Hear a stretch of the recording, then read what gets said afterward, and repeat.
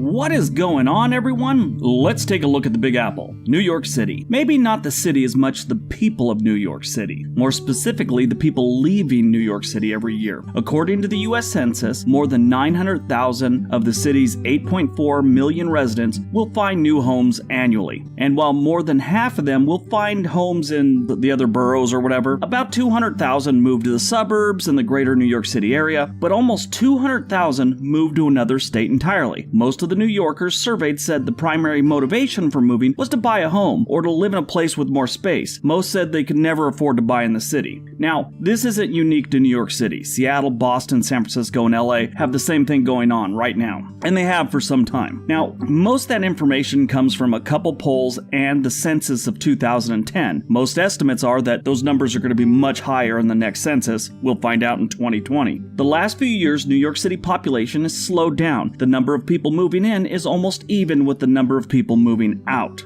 But this video is about those 200,000 residents that are moving to other states and where they're heading. So why don't we take a look?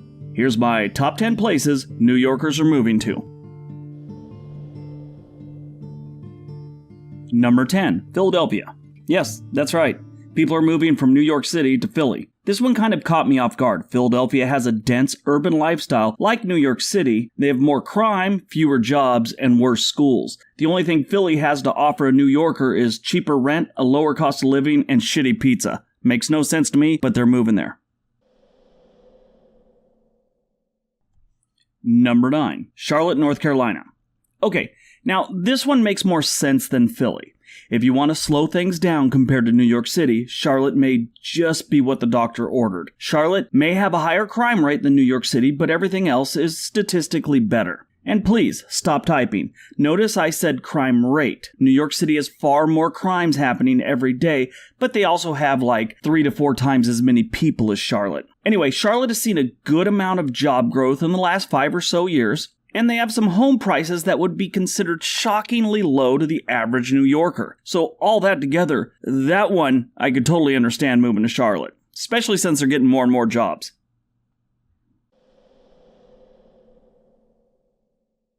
Number 8, Las Vegas.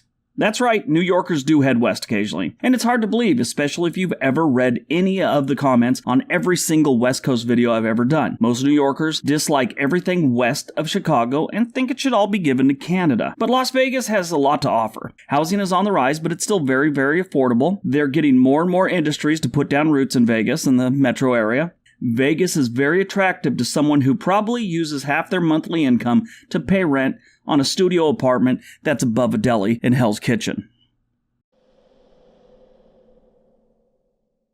Number 7, Northeast Pennsylvania. Now this one's kind of a no-brainer. Unlike Philadelphia, Northeast Pennsylvania is filled with beautiful small towns and amazing landscape. So this one I really understand. Most of these small towns are around 2 to 2.5 hours away from New York City without a bunch of traffic. So if you have friends or family in the city, this is definitely doable. This is another one of those places you go when you want to slow things down, maybe raise a family. I myself have been looking at one of these small towns, a little place called Honesdale, Pennsylvania. It's in Wayne County. It's amazing. It's beautiful. I did a couple videos on it. I'll leave some links below for you so you can check those out. This one is probably the one I would choose if I was in New York City. Number 6, Madison, Wisconsin. This is another solid choice for people looking to get away from the insanity of New York City. Madison is a step in the slow direction. When I did a top 10 reasons not to move to Wisconsin, I honestly had a really hard time finding 10 reasons not to move to Wisconsin. Milwaukee is about the only place in the state with any crime. The whole state is great for families, for the most part, and it has great schools, low cost of housing. It's pretty much a win-win for anyone that wants to move there. And it's got some of the greatest cheese on the planet. Madison is one of those places that has a fast-growing tech industry, so you have a lot of young adults and recent college grads making Madison their home. I've been to Madison a few times. It's been a couple years, but I've been there quite a few times. It's a very, very nice city. I could see the draw, especially since my ex graduated from college and moved on to another state. It makes it even more appealing to someone like me. Number 5, Sarasota, Florida.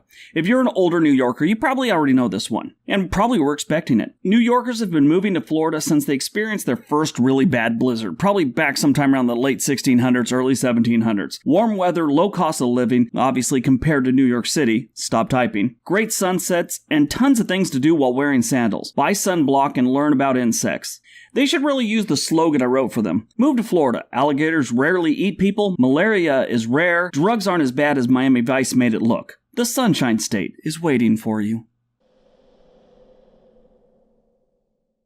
Number 4, Charleston, South Carolina. Like Sarasota, this is another one of those places people move to escape the cold weather. Charleston is becoming a popular location for information technology jobs and corporations. They had some serious growth between 2011 and 2015. The Milken Institute ranked Charleston as the 9th best performing economy in the U.S. because of its growing IT sector. Now that's a solid ranking for a state like South Carolina that's so far away from, let's say, the other tech parts of the country. Charleston also has great cost of living and housing numbers. This whole area is also filled with history too, so it's like an added bonus for someone like me that loves history, both good and bad, all the way to colonial to Civil War and beyond. It's a nice place to sightsee. Number 3, Fort Myers, Florida. Yeah, pretty much everything I said about Sarasota goes for Fort Myers too. It's almost identical. It's just people love Fort Myers and they love Sarasota. A couple other places, but these are the two main ones people are moving to in Florida. Number 2, Los Angeles, California. Now this one I don't get, anymore at least. I mean, I used to understand why everyone wanted to move to California. Not anymore. The weather isn't worth the price. New Yorkers are moving to Los Angeles, and other than weather, it's the same thing as in New York. It's overcrowded, housing costs are high, cost of living borders on ridiculous, and you always run the risk of running into a Kardashian. The weather isn't worth it, people, and the streets aren't paved with gold. Go someplace else. I left 8 years ago, and my only regret is I didn't leave sooner. Los Angeles it's not worth living there anymore. It really isn't. I can't put it any more plainer. It sucks. Nothing like sitting in traffic for 15 minutes and realize you've only moved a car length. That's pretty much depressing. Stay in New York. Go someplace else.